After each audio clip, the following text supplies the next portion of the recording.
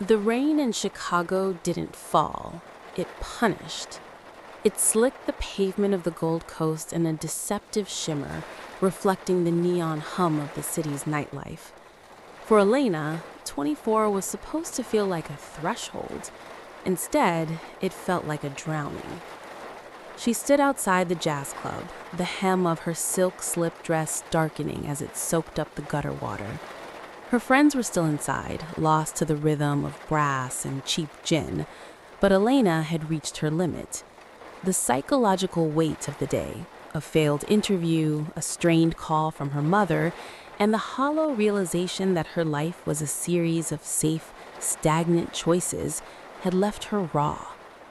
When the sleek black sedan pulled up to the curb, she didn't check the plate, she didn't look at the driver, she only saw the silhouette of a sanctuary from the storm. Elena pulled the door open, the heavy scent of expensive leather and something sharp, sandalwood and cold metal, hitting her instantly. She slid into the back seat, her skin shivering against the chilled air conditioning. "Thank you," she exhaled, her voice trembling slightly as she fumbled with her clutch. "The traffic is a nightmare. You can just head toward West Loop." The car didn't move. Silence stretched, thick and suffocating. It wasn't the awkward silence of a confused driver. It was the heavy, predatory stillness of a forest before a strike. Elena looked up, her eyes meeting the rearview mirror. Two eyes, the color of a winter sea, watched her. They weren't startled, they were expectant. The man behind the wheel didn't look like a driver. He wore a charcoal suit that cost more than her education, his hands resting on the steering wheel with a terrifying lack of tension. His skin was pale against the dark interior, his jawline carved with lethal precision. Elena's heart stuttered, a cold prickle of adrenaline blooming at the base of her spine. I am sorry, is this not the car for Miller?" The man didn't blink. He turned his head slowly, his profile silhouetted by the passing street lamps. He was beautiful in the way a landslide is beautiful, grand, inevitable, and devastating. "No," he said. His voice was a low melodic rasp that seemed to vibrate in her very marrow. "It isn't." Elena reached for the door handle, her fingers slick with rain. She pulled. Click. The electronic locks engaged with a finality that echoed like a gunshot in the small space. Panic, sharp and metallic, rose in her throat. She pulled the handle again, harder this time, her shoulders slamming against the door. "Open the door," she commanded, though her tremor in her voice betrayed the smart girl she prided herself on being. "I made a mistake. Let me out." The man shifted, unbuckling his seatbelt with a slow, rhythmic grace. He didn't lunge, he didn't need to. He simply leaned back, draping one arm over the passenger seat, invading her personal space without ever touching her. The sheer gravity of his presence made the air feel thin. "Errors have consequences, Elena," he remarked. Her breath hitched. The sound of her own name coming from a stranger's lips felt like a physical weight on her chest. How did he know who I was? She scanned his face, looking for a flicker of recognition, a sign of a prank, anything. But there was only a terrifying, focused calm. "How do you know who I am?" she whispered, backing away until her head hit the opposite window. He didn't answer. Instead, he watched her. Really watched her, observing the way her pulse jumped in her neck, the way her pupils dilated in the dim light. He looked at her not as a person, but as a prized possession he had been waiting a long time to unwrap. "You've spent your whole life being careful. Tonight, you were careless. It's the most interesting thing you've ever done. I'm calling the police." She reached into her bag, her fingers shaking so violently she could barely grasp her phone. Before she could pull it out, his hand shot back, not to strike, but to rest on the seat inches from her thigh. He didn't have to touch her for her to feel the heat radiating from him. The power dynamic in the car shifted, tilting until she was sliding toward a dark center she couldn't see. "Let me go," she breathed, the tears she'd been holding back all day finally blurring her vision. Please, it's my birthday." He leaned in closer, his cologne clouding her judgment. He looked at her wet hair, her trembling lips, and the defiance still flickering in her eyes despite her fear. A ghost of a smile, cold and knowing, touched his lips. "I know." He turned back to the steering wheel and shifted the car into drive. The engine hummed, a low, powerful growl that promised speed and, perhaps, just a different kind of cage. As the car pulled away from the curb and into the dark veins of the city, Elena felt the world she knew dissolving in the rearview mirror. "Where are you taking me?" she demanded, her voice cracking. He glanced at her through the mirror, his gaze locking onto hers with a possessiveness that made her blood run hot and cold all at once. "I will not let you go."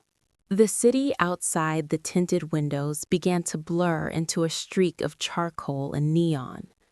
Elena watched the familiar landmarks of her life, the corner deli where she bought her morning coffee, the park where she ran to clear her head, recede into the distance. She was being unmoored from her own existence, one block at a time. "Stop the car," she said, her voice dropping to a low, desperate hiss. "I don't know who you think I am, but you've made a mistake. My father, he's a teacher. My mother is a nurse. I have nothing you want." The man's hands remained relaxed on the leather-wrapped steering wheel. "Your father is a man of integrity," he said, his tone conversational, almost pleasant. "And your mother is a saint. But you, Elena, you are the only thing in that family that has ever been worth wanting." The intimacy of his knowledge felt like a violation. He hadn't just watched her, he had studied her. He had dismantled the walls of her private life before she even knew he existed. "Who are you?" she whispered, her heart hammering against her ribs like a trapped bird. He didn't answer immediately. Instead, he took a sharp turn, the tires humming against the asphalt. They were heading toward the industrial district, a graveyard of rusted warehouses and flickering streetlights where the city's pulse went flat. Elena's eyes darted to the dashboard. No Uber decals, no GPS, just a custom interface glowing with a deep, blood-red light. Her gaze drifted to his right hand. On his ring finger sat a heavy gold signet, engraved with a crest she recognized from the whispered headlines of the Tribune, a crown entwined with thorns. The air in the car suddenly felt like it was being pumped out. "Dante Moretti," she breathed, the name carrying a weight that could sink ships in this city. The Moretti family didn't just run the docks or the unions, they owned the silence between the laws. Dante, the youngest son, was the ghost of Chicago, the strategist, the man who cleaned the messes his brothers made with a surgical, terrifying calm.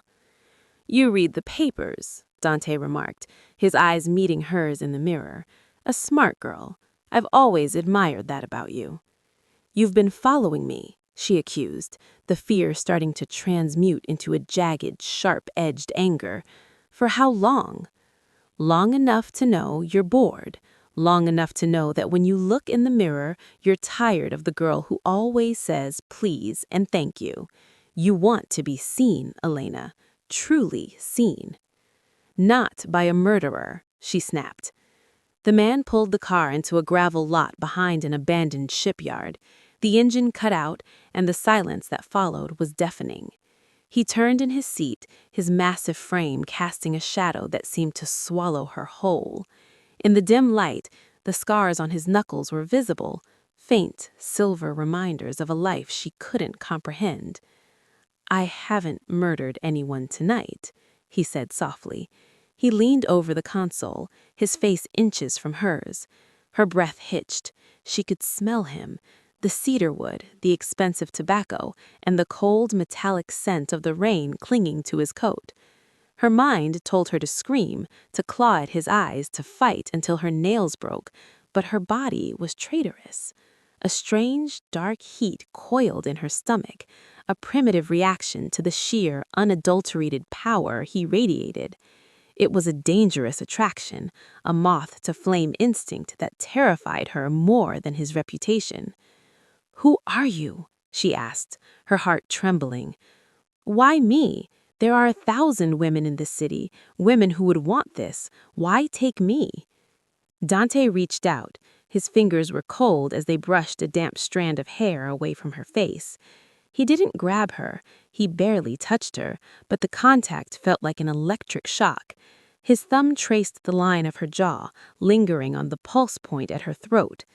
"Because they would want it," he muttered, his gaze dropping to her lips. "And you are going to fight me every step of the way.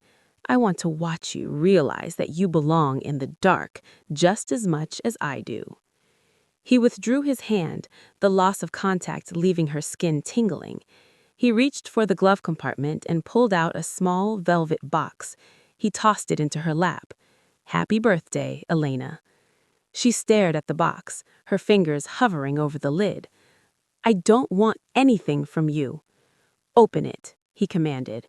It wasn't a shout. It was a quiet, ironclad directive that brooked no refusal. With shaking hands, she flicked the latch. Inside, resting on a bed of black silk, was a necklace, a thin platinum chain holding a single pear-shaped diamond, the color of a bruised sky. It was beautiful. It was a shackle. "It's blue," she whispered. "A blue moon diamond," Dante said, his voice dropping an octave. "Rare, impossible to find, just like the girl who got into the wrong car."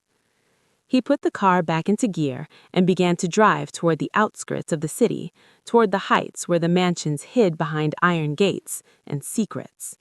Elena looked at the diamond, then at the man driving her into a life she would never be able to leave. She realized then that this wasn't a kidnapping, it was an initiation. "I'm going to hate you," she promised, her voice regaining its strength, even as her heart betrayed her. Dante gripped the steering wheel, his knuckles whitening. "I certainly hope so. Love is easy. Hate is where the real truth lives." As the iron gates of a massive estate loomed ahead, Elena felt the last thread of her old life snap.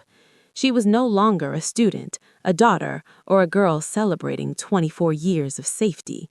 She was a guest of the ghost of Chicago, and the doors were closing behind her.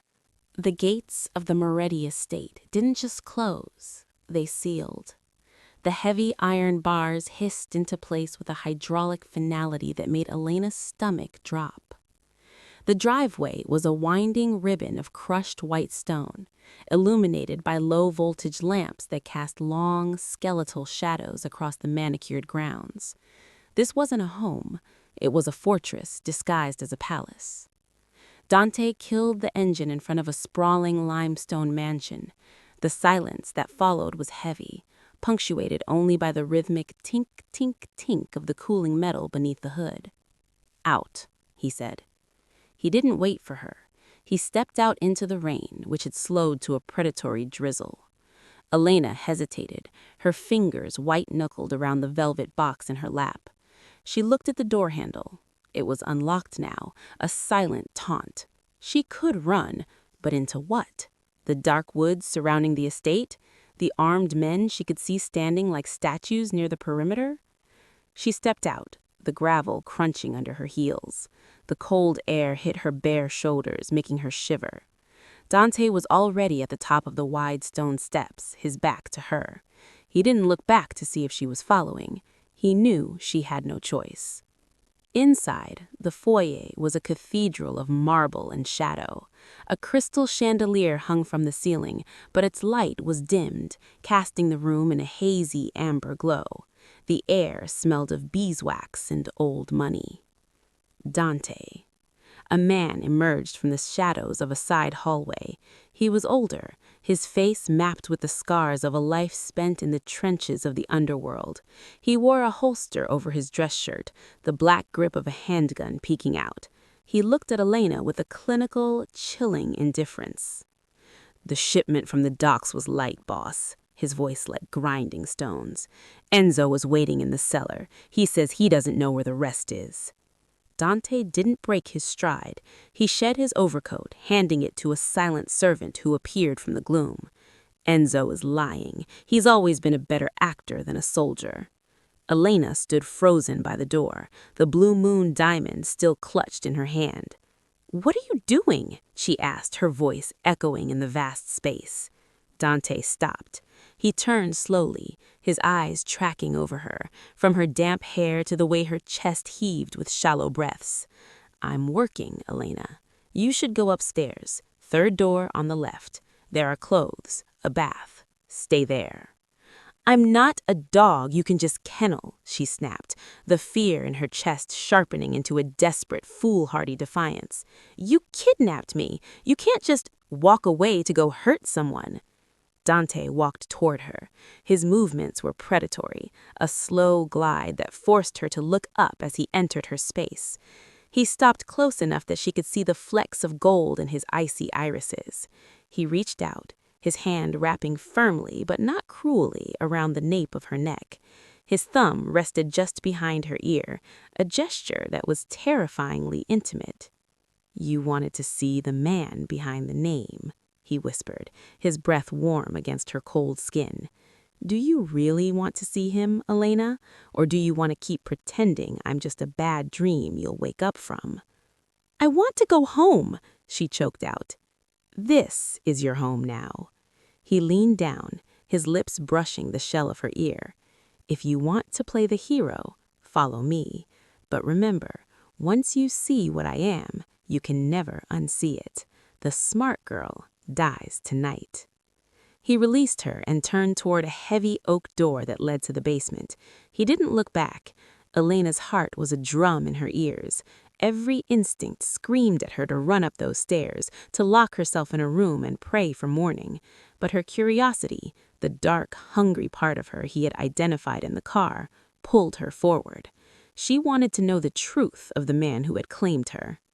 She followed him down a flight of stone stairs. The air grew colder, damp with the smell of earth and copper. At the bottom, in a room lit by a single buzzing fluorescent bulb, a man was tied to a wooden chair. He was bloodied, his breath coming in ragged gasps. Two of Dante's men stood over him, their faces masks of boredom. Dante walked to a table and picked up a pair of leather gloves, pulling them on slowly, finger by finger. He looked at the man in the chair with the same calm he had used to look at Elena in the car.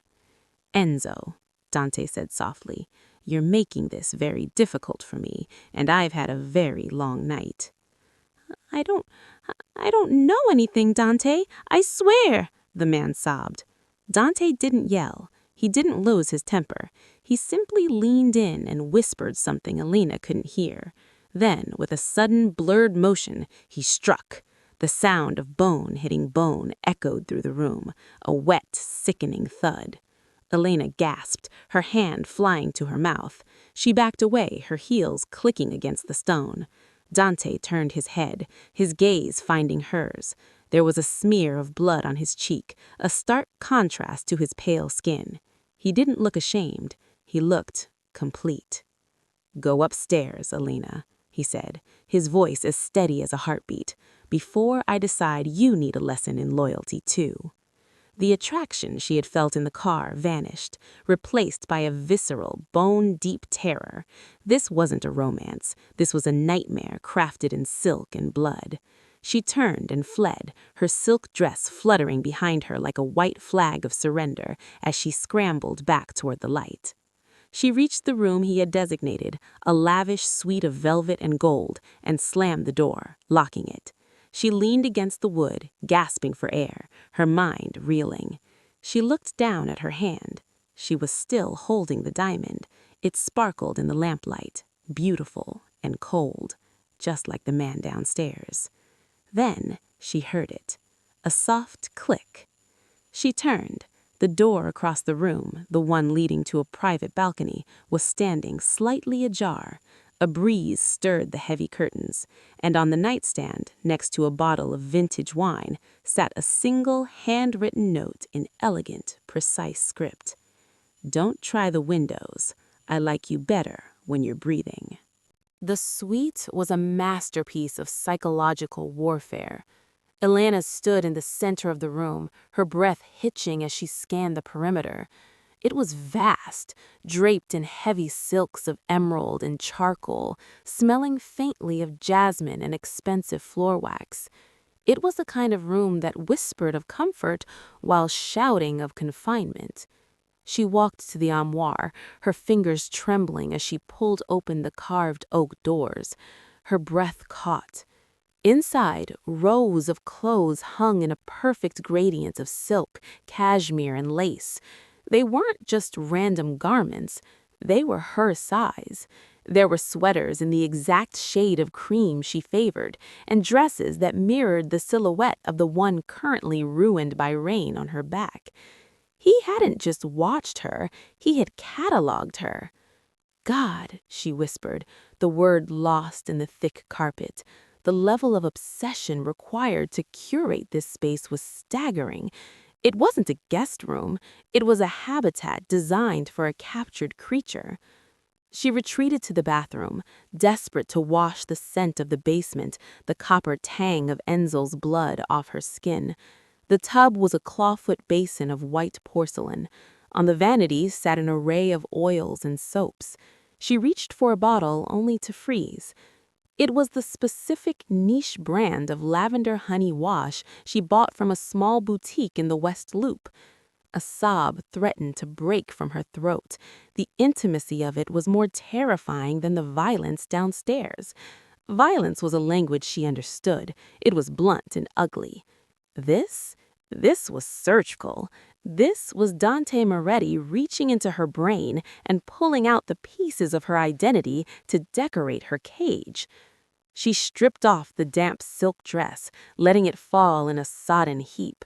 She scrubbed her skin until it was raw, trying to erase the ghost of his touch from her jaw. But as she leaned back into the hot water, the silence of the mansion began to press in on her. The house was a living thing, breathing with the weight of the men downstairs and the secrets buried in the walls. After she dressed in a heavy silk robe she found behind the door, she paced the room. Every window was reinforced, the glass thick enough to stop a bullet, and the locks were internal, controlled by a system she couldn't see. A soft knock at the door made her jump.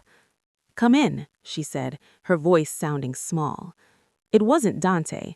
A woman in a sharp black suit entered, carrying a silver tray.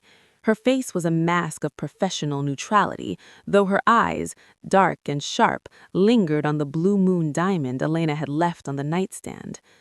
"Mr. Moretti has requested you eat," the woman said. She set the tray down. It held a plate of seared scallops, a glass of dark wine, and a single white rose. "He will be up shortly." "I'm not hungry," Elena said, her chin lifting, "and I don't want his flowers." The woman paused at the door, her hand on the latch.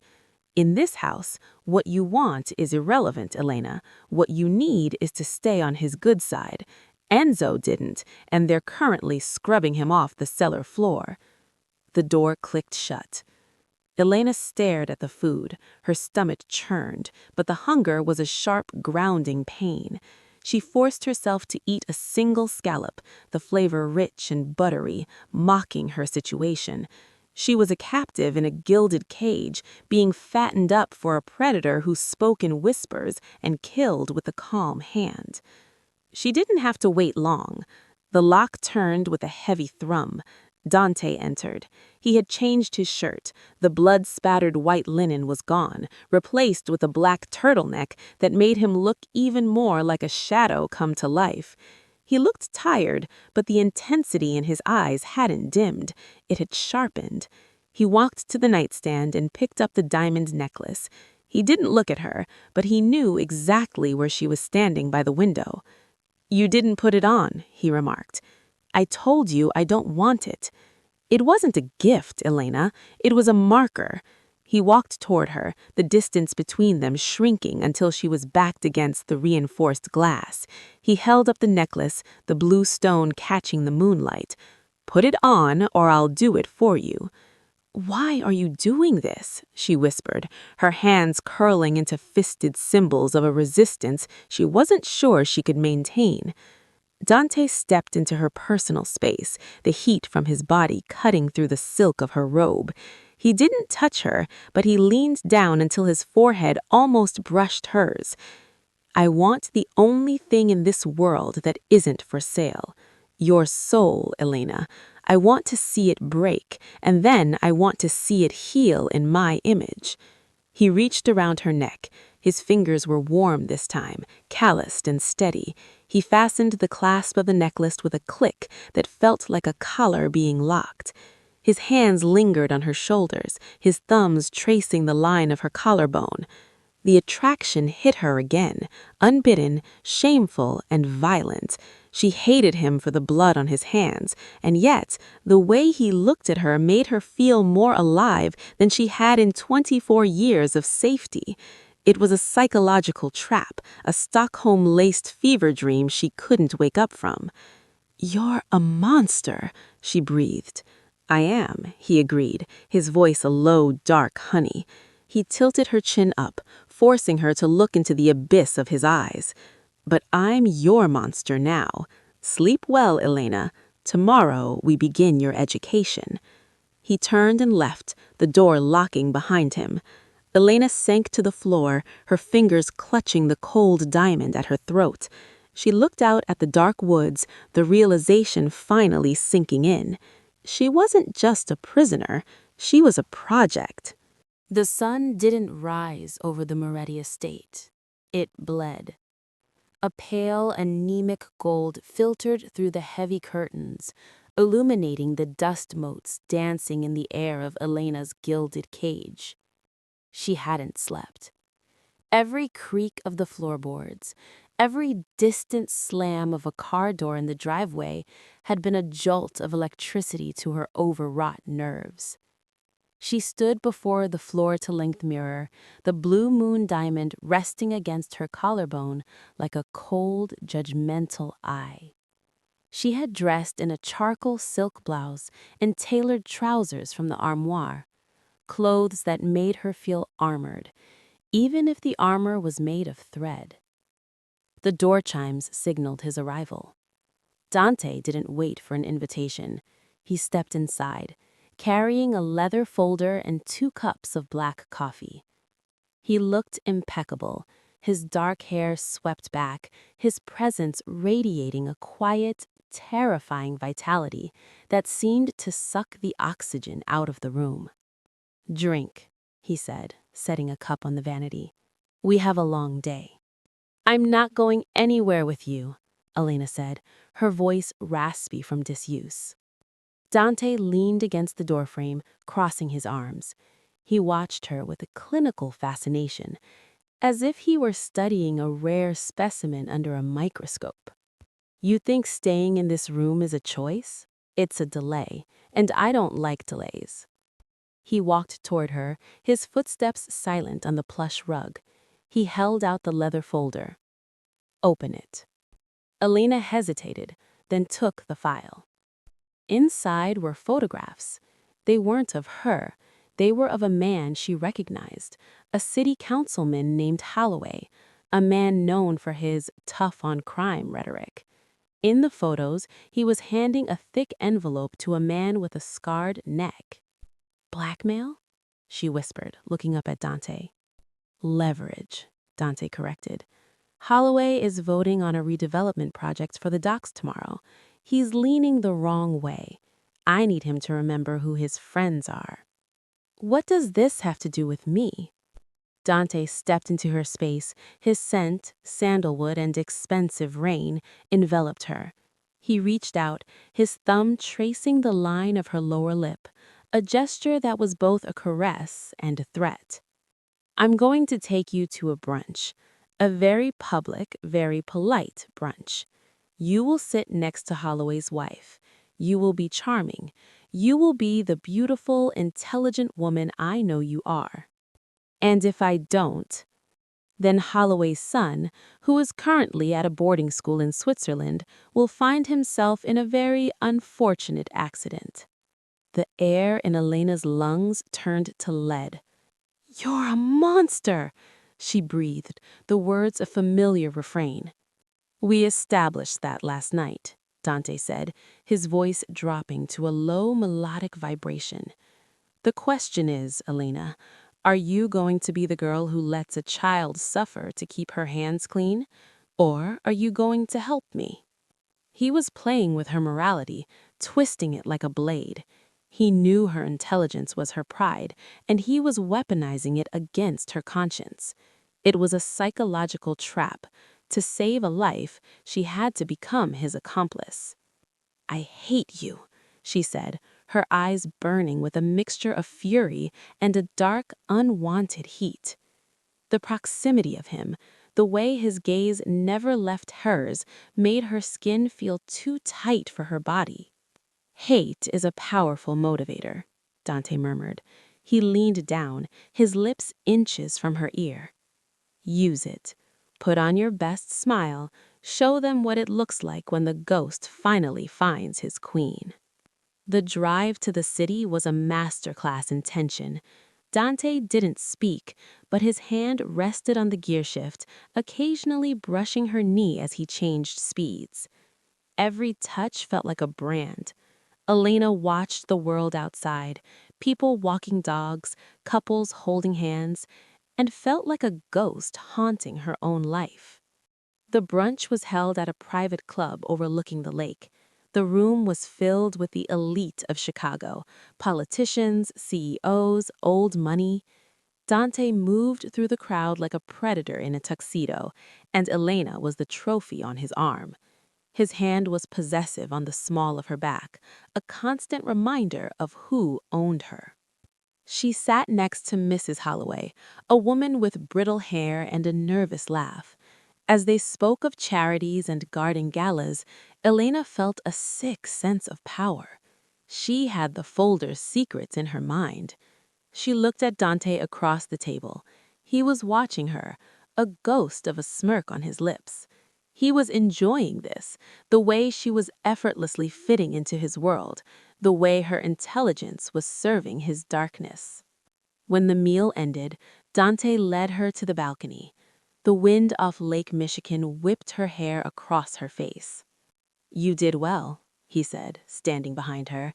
He didn't touch her, but his shadow fell over her, cold and long. Holloway saw you. He saw the way you looked at his wife. He knows the message. I feel sick, Elena whispered. That's just the taste of reality, Dante said. He turned her around, his hands gripping her waist. He pulled her flush against him, his eyes dark with an intensity that made her knees weak. You're not the girl who got into the car anymore, Elena.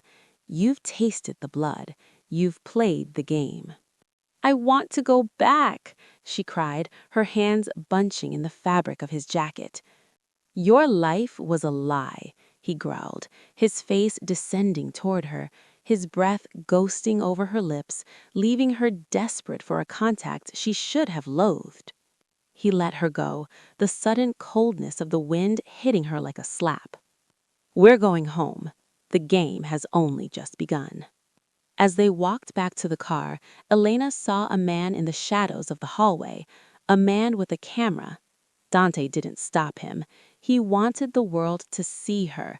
He wanted her reputation burned so that the only place she could exist was by his side. The realization hit her with the force of a physical blow. He wasn't just capturing her, he was erasing her. The return to the estate was silent, but the air inside the car was thick enough to choke. Elena stared out the window, her reflection in the dark glass looking like a stranger. The blue moon diamond felt heavier now, a physical manifestation of the sin she had just facilitated. She had helped a monster manipulate a family, and the worst part, the part that made her skin crawl, was the thrill of the competence she'd felt while doing it. Once inside the mansion, Dante didn't head for his office. He led her toward the library, a room floor to ceiling with leather-bound books and the scent of ancient paper and scotch. He poured a drink, the amber liquid catching the low light. You're a natural, Elena, he said, his voice a low vibration in the quiet room. The way you handled Mrs. Holloway, it was surgical. You found her weakness in minutes." "I hate that I'm good at it," she snapped, turning to face him. Her pulse was erratic, a drumbeat of defiance and adrenaline. "I hate that you're forcing me to be like you." Dante set the glass down and walked toward her. He didn't stop until he was deep in her personal space, the sheer heat of him forcing her to look up. "I'm not forcing you to be anything. I'm stripping away the wallpaper you used to hide your true self.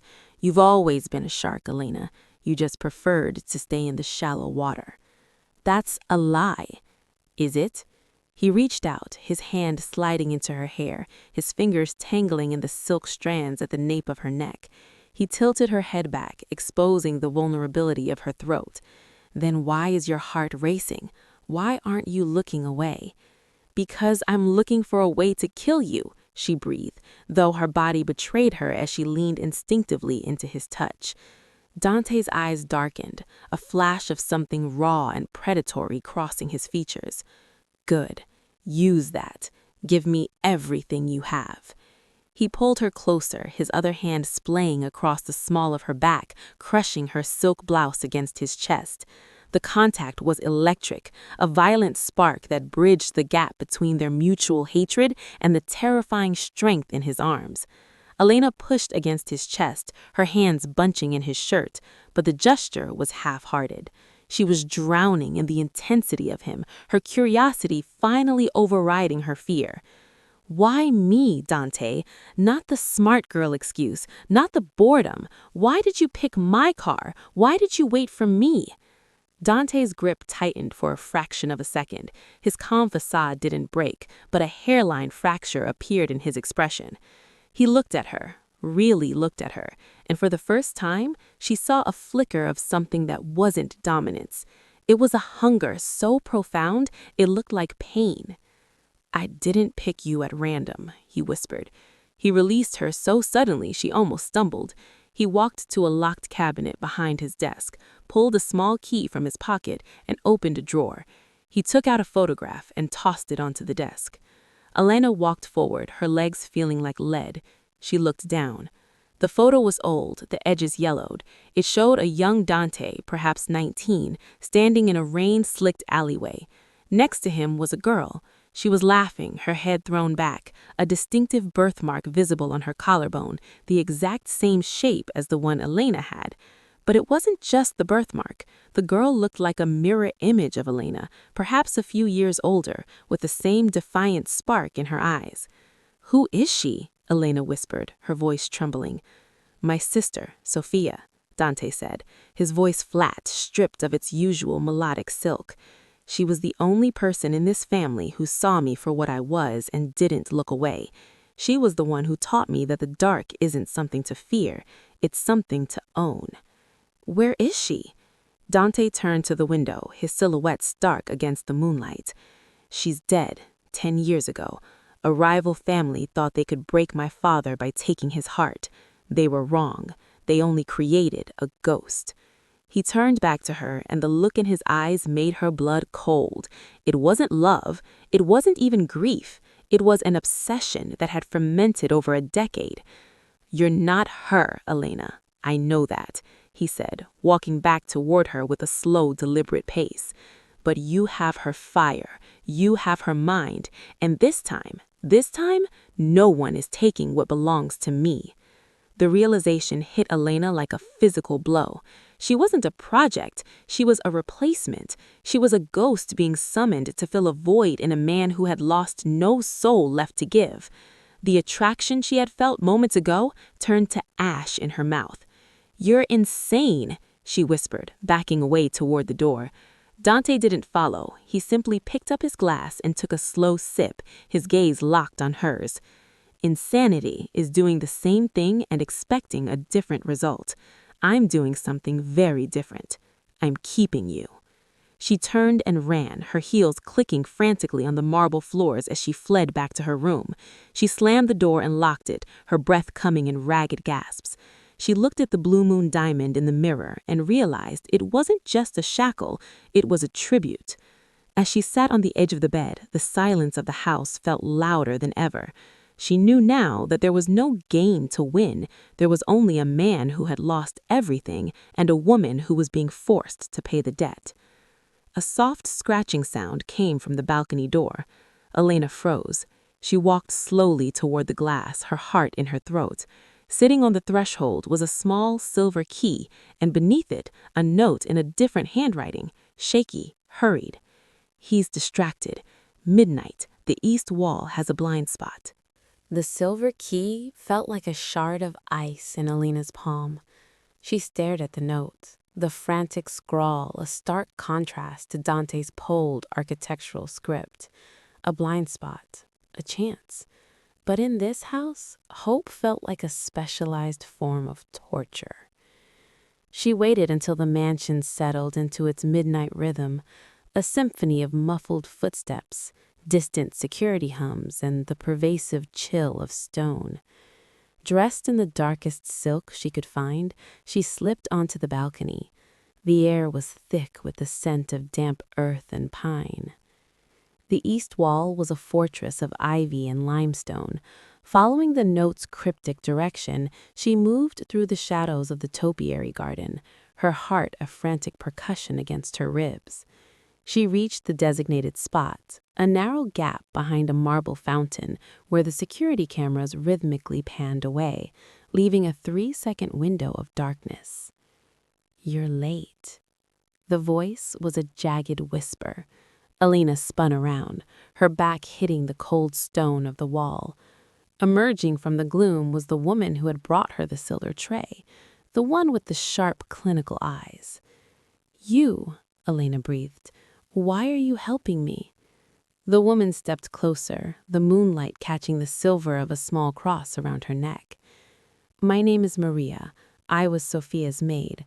I watched what this life did to her before the end. Dante thinks he's honoring her, but he's just building a tomb for a living girl." "He told me she was killed by a rival family," Elena said, her voice trembling. Maria's laugh was a dry, bitter sound. "That's the story the Morettis tell the world. It keeps the war going. It keeps the men loyal." She leaned in, her grip on Elena's arm like a vice.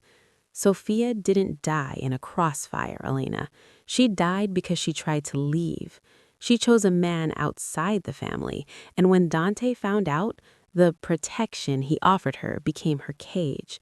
She took her own life rather than be the queen he demanded she be." The world tilted. The psychological weight of the revelation crashed over Elena, suffocating her. Dante wasn't a grieving brother. He was the architect of the very tragedy he was now trying to rewrite, with her as the lead. The obsession wasn't born of love. It was born of a refusal to accept defeat. "He's coming," Elena hissed, her eyes darting toward the house. "Take the path through the ravine. It leads to the service road. Don't look back." Elena didn't wait. She scrambled over the low point of the wall, the ivy tearing at her skin. She hit the ground on the other side and ran, the forest swallowing her whole. The branches were skeletal fingers, scratching at her face, but the adrenaline was a numbing agent. She could see the faint glow of the service road ahead. Freedom. She burst onto the asphalt, her lungs burning, her vision blurring. She ran toward the distant lights of a passing car, waving her arms, a scream building in her throat. The car slowed. It was a black sedan. The doors didn't open.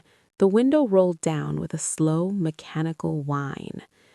Dante sat in the driver's seat. He looked as if he were merely out for a midnight drive, his hands draped casually over the steering wheel. He wasn't angry. He wasn't even surprised. He looked at her with a terrifying, soulful patience that made her knees buckle.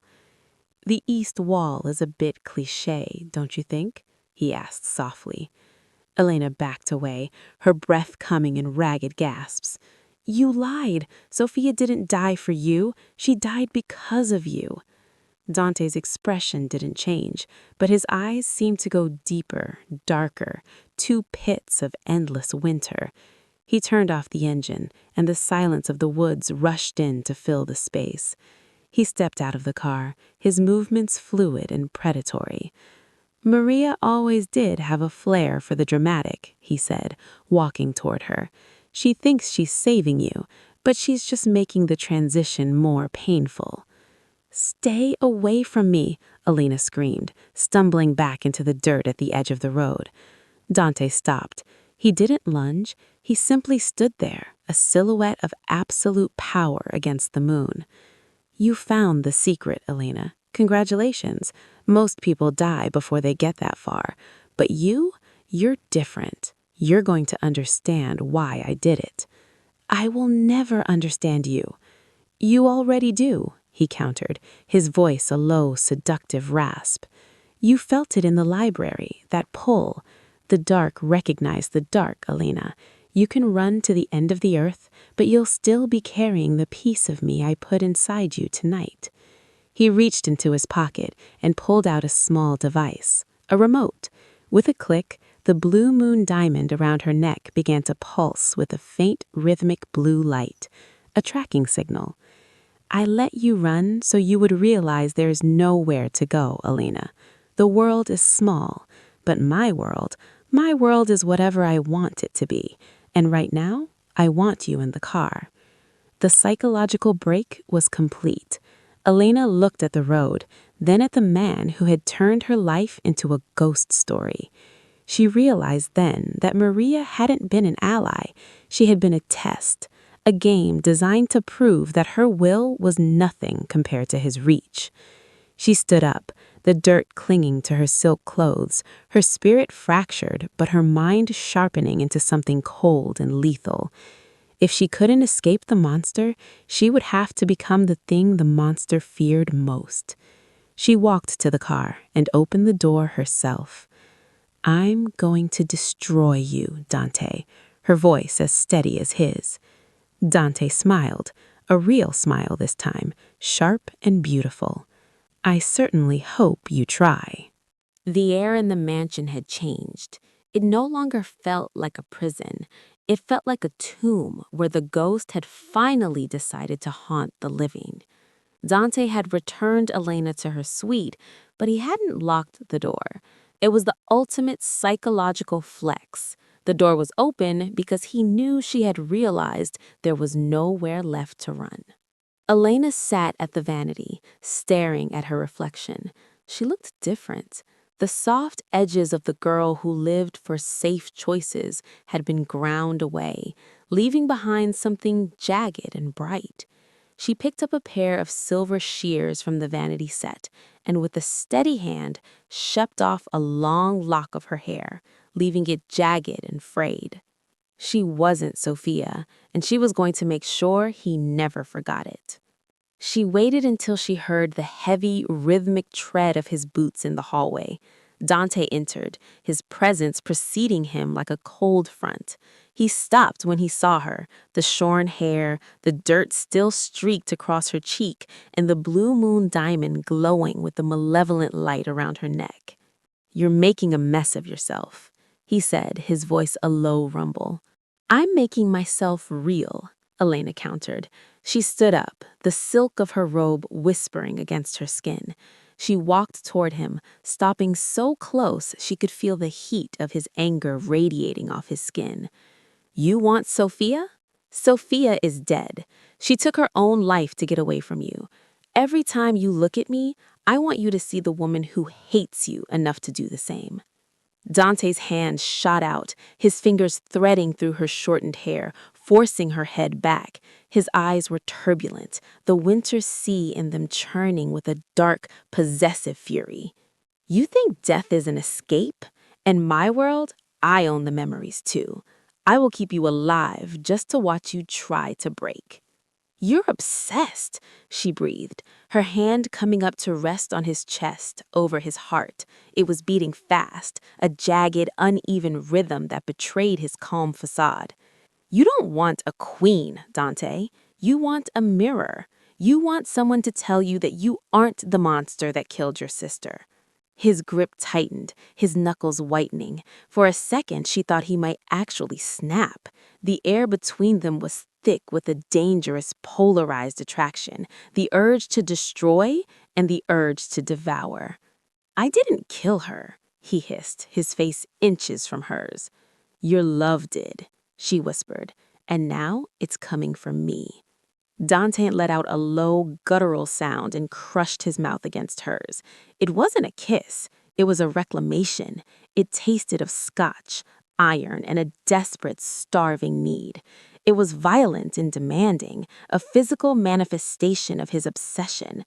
Elena fought him for a heartbeat, her hands clawing at his shoulders, but then the darkness he had cultivated in her flared to life. She bit his lip, drawing a drop of blood, and pulled him closer, her fingers digging into the muscles of his back. She was using the only weapon she had left, his own hunger. He pulled back just enough to look at her, his lip bleeding, his eyes wild, with a mixture of lust and loathing. "You're a demon," he growled. "I'm what you made me," she replied, her voice a seductive rasp. "Now tell me the truth. Why did Sophia really die? Maria said she had someone. Who was he?" Dante pushed her back against the wall, his body pinning hers. The power shift was palpable. He was losing his icy control, the very thing that made him dangerous. He was becoming human, and humans could be bled. He was a nobody, Dante spat, a street rat who thought he could steal a Moretti. I handled him, and she couldn't live with the reality of what we are. "You killed him in front of her," Elena realized, the horror and the thrill mingling in her gut. That's why she did it. You didn't just lock her in, you destroyed the only thing she loved. "I am the only thing she was supposed to love," Dante roared, his voice finally breaking into a shout that echoed through the room. He froze, the sound of his own loss of control hanging in the air.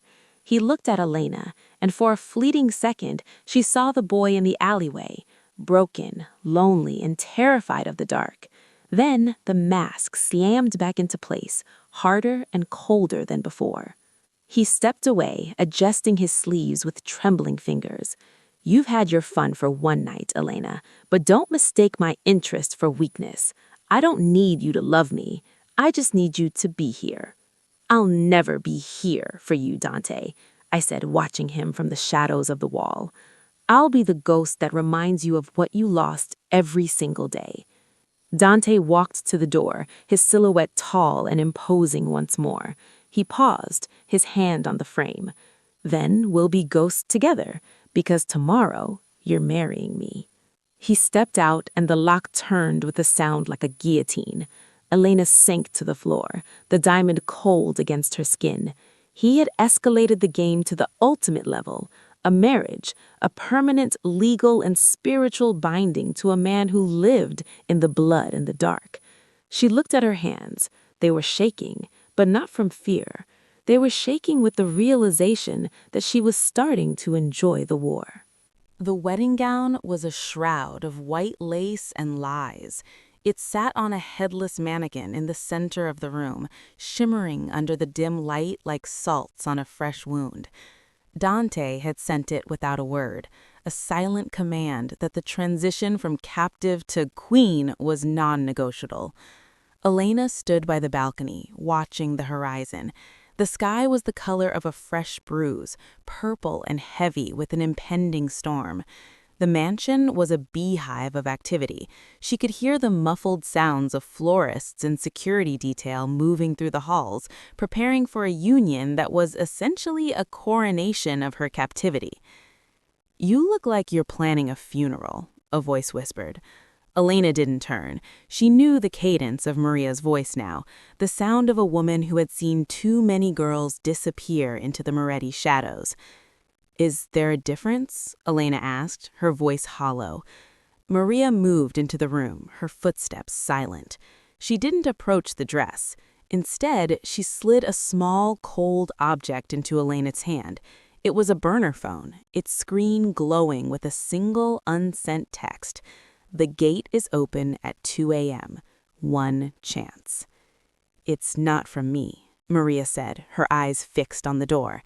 The Lucchesi family, Dante's rivals, they know he's distracted. They know he's obsessed. They want to hurt him where he's most vulnerable. They want you. To rescue me? Elena asked, a cynical edge to her tone. To use you, corrected Maria. If you leave with them, you become their leverage. You can testify. You can give them the keys to his empire. Dante will fall, Elena, but you will be trading one cage for another. Elena gripped the phone, the plastic casing digging into her palm.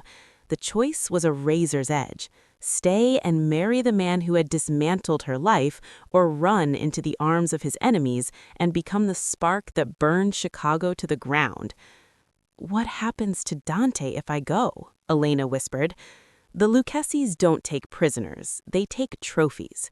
The thought of Dante, cold, dominant, brilliant Dante, lying in the dirt of an alleyway like his sister's lover, made Elena's stomach twist. It wasn't pity, it was something darker, something more complex. She hated him for what he had done, but the thought of the world without his shadow felt strangely empty. He had become the sun in her dark universe, a black star she couldn't stop orbiting. The door opened. Maria vanished into the adjoining dressing room just as Dante stepped inside. He had discarded his jacket. His white shirt was unbuttoned at the collar, revealing the faint, jagged marks where she had clawed at him the night before. He looked at the gown, then at her. The air between them crackled, a high-voltage wire waiting for a drop of rain. The Lucchesis are moving in the north side, Dante said, his voice a low, dangerous velvet. They think I'm weak because I've spent the week focused on a girl. Are you? She asked, tucking the burner phone into the folds of her robe. Dante walked toward her, his presence an inescapable weight. He stopped inches away, his gaze tracking the line of her throat. You think cutting your hair makes you someone else, but it only makes you more mine. It shows you're willing to mutilate yourself just to get a reaction from me. That's not hate, Elena. That's devotion. You're delusional, she spat, though her breath hitched as he leaned down, his scent of cedar and cold iron clouding her resolve. Am I? He caught her chin, forcing her to look into the abyss of his eyes. At 2 a.m., the security on the perimeter will drop for 5 minutes. A gift from my enemies. I know about the phone, Elena. I know about the Lucchesis. Elena's heart stopped. The psychological floor dropped out from under her. You knew? Dante whispered, his lips brushing her forehead. I let them contact you. I want you to have the choice. I want you to look at the open gate, look at the life you could have as a witness in a federal cage, and then I want you to walk back to me. I don't want a prisoner anymore, Elena. I want a partner who chooses the dark. He released her and walked toward the door, leaving her shivering in the center of the room. He didn't take the phone. He didn't lock the door. 2 o'clock, he said, his hand on the frame. If you walk out that gate, my men won't stop you. But if you come to the library, we finish this. He left, the silence he left behind feeling like a physical pressure. Elena looked at the burner phone, then at the white dress. The clock on the mantel ticked, a countdown to a rebirth or a final execution. She realized then the true depth of his manipulation. He wasn't just controlling her body, he was gambling on the corruption of her soul. He was betting that the girl who got into the wrong car was already gone, replaced by the woman who couldn't live without the danger he provided. The moon rose, casting the mansion in a ghostly silver light. 1:59 a.m.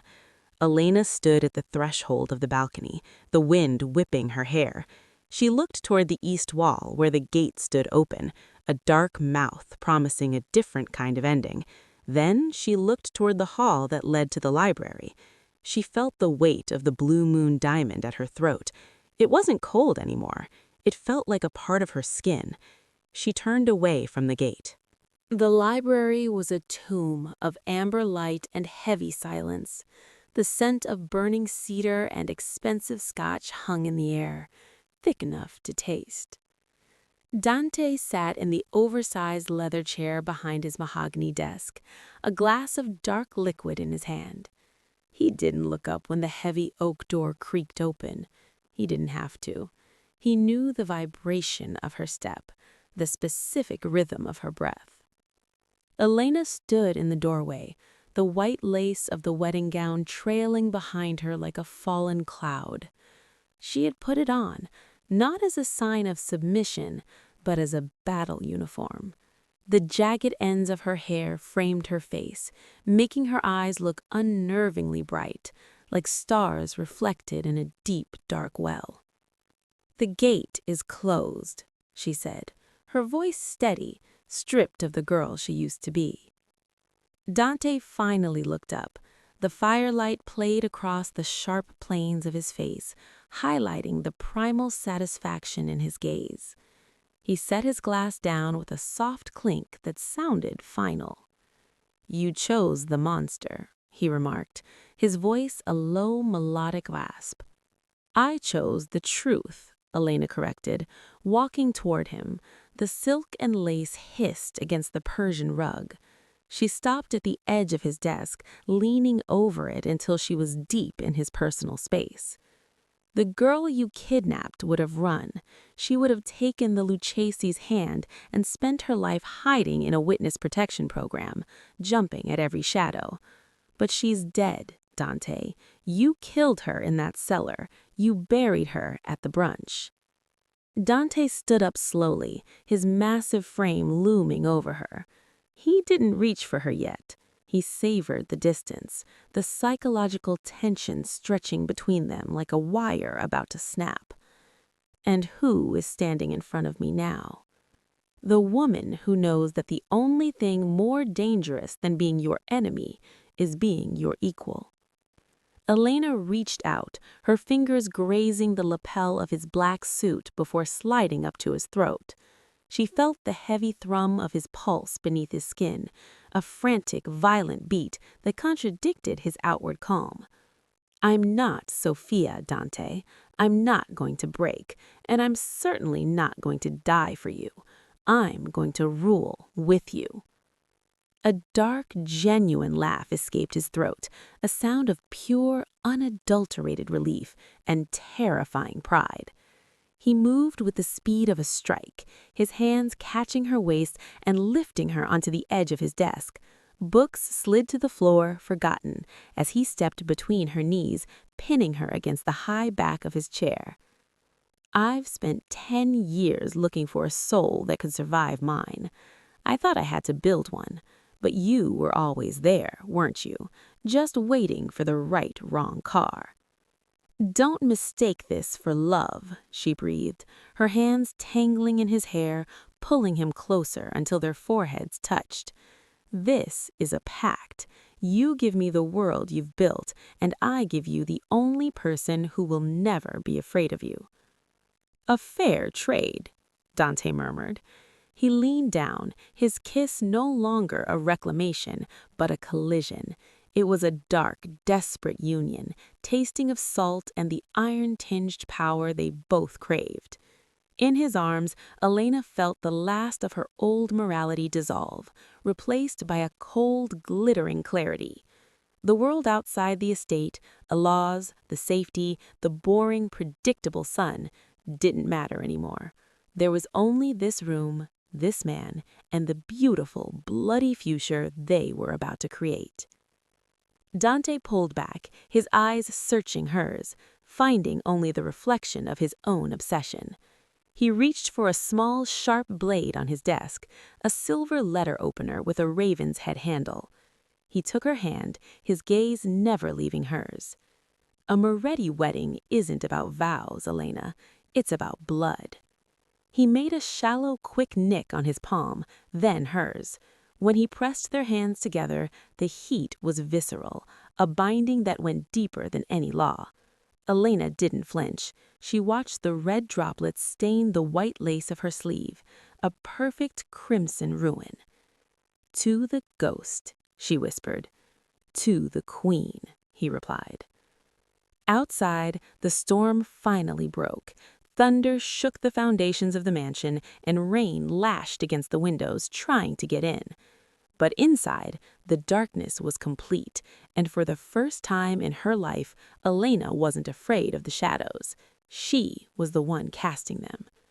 Dante picked her up, the heavy lace of her dress billowing around them as he carried her to the fireplace. He looked at her with a possessiveness that would have terrified her a week ago, but now it was the only thing that made her feel whole. "We have work to do," his voice returned, to that calm, silky silk. "The Lucchese's think they've won. They think I'm distracted."